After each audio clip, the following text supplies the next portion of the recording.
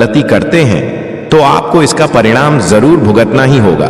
दीपक की बाती का पूरा जल जाना और बाकी का बच जाना भी अलग अलग संकेत देता है, जो हमारे लिए जानना बहुत जरूरी है।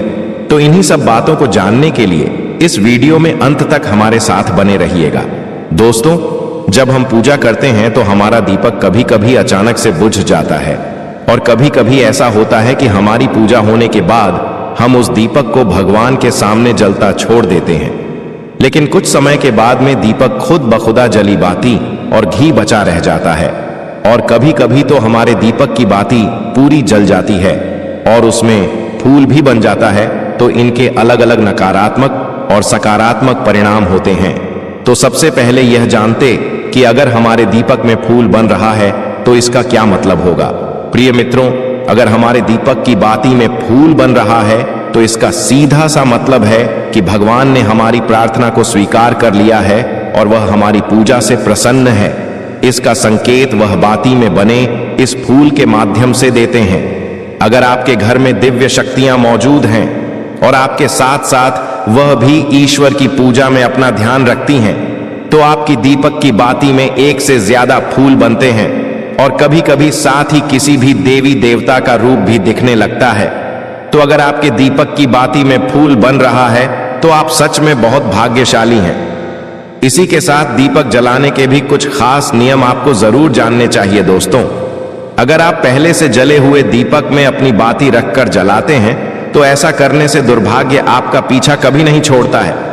अगर दीपक में पहले से जली हुई बाती की राख या फिर रुई और कालिक है और आपने अपनी बाती इसमें रखकर जला दी, तो ऐसा करने से भगवान आपसे प्रसन्न होने की बजाय नाराज हो जाते हैं और आपको इसके बहुत ही भयानक परिणाम देखने को मिलते हैं। आपके बनते हुए काम बिगड़ने लगते हैं, आपकी तिजोरी का धन खर्च होने लगता है और आपके धन आने के सारे रास्ते भी बंद हो जाते हैं। तो हमेशा यह ध्यान रखें कि जब भी आप दीपक जलाएं, आप हमेशा साफ सुथरे दीपक का ही इस्तेमाल करें। दोस्तों, इसी के साथ कुछ लोगों की आदत होती है कि वह हर थोड़े दिन बाद अपने दीपक को बदल देते हैं। इस पर गुरुजी का कहना है कि आप जिस दीपक से पूजा करते हैं उसे कभी मत बदलिए, आप उस दीपक को सिद्ध हो जाने दीजिए। जब कोई दीपक रोजाना भगवान के सामने जलता है तो वह दीपक समय के साथ सिद्ध हो जाता है।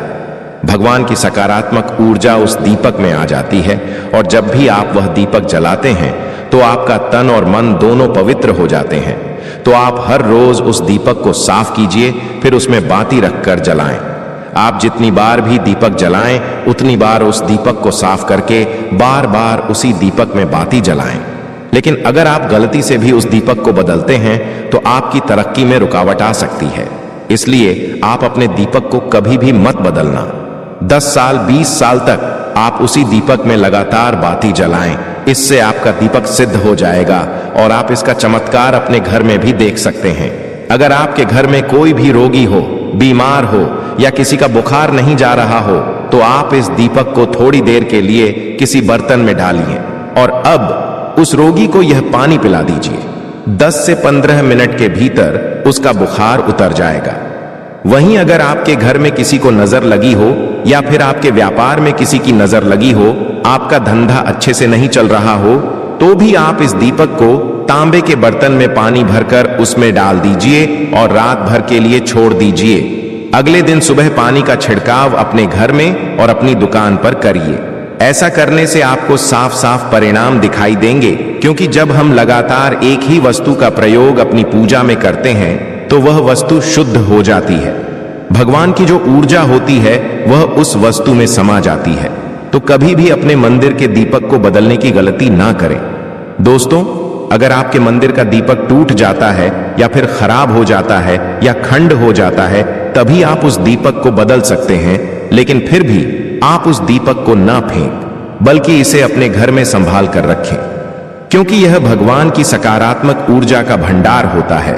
वहीं अब आपको यह भी बता देते हैं कि अगर आपके दीपक की बाती पूरी नहीं जलती है और आपके दीपक में घी बच जाता है तो इसका क्या परिणाम होता है। सबसे पहले यह देखिए कि अगर आप किसी भी पेड़ पौधे की पूजा कर रहे हैं और पूजा में जलाया हुआ दीपक पूरा नहीं जलता या फिर उसमें घी बच जाता है, तो इससे आपके घर में बीमारियां घर बना लेती हैं और यह बीमारी कभी भी आपका पीछा नहीं छोड़ेगी। तो जब भी आप किसी भी पेड़ पौधे या मंदिर के बाहर किसी भी स्थान पर पूजा करें तो यह ध्यान रखें कि उसकी बाती पूरी जले और उसमें घी बचा हुआ ना हो, क्योंकि यह आपकी अच्छी सेहत के लिए बहुत ही अच्छा प्रभाव देगा। वहीं अगर आपके घर के मंदिर में दीपक की बाती पूरी नहीं जलती और पूजा करते समय दीपक बार बार बुझ जाता है तो जरूर आपके घर में नकारात्मक ऊर्जा का वास है और यह आपकी पूजा में विघ्न डालने का काम करती है।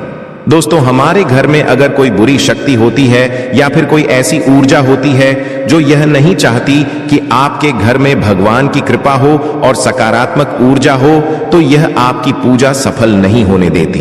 क्योंकि दोस्तों, एक वातावरण में एक ही तरह की ऊर्जा रह सकती है, या तो सकारात्मक या नकारात्मक।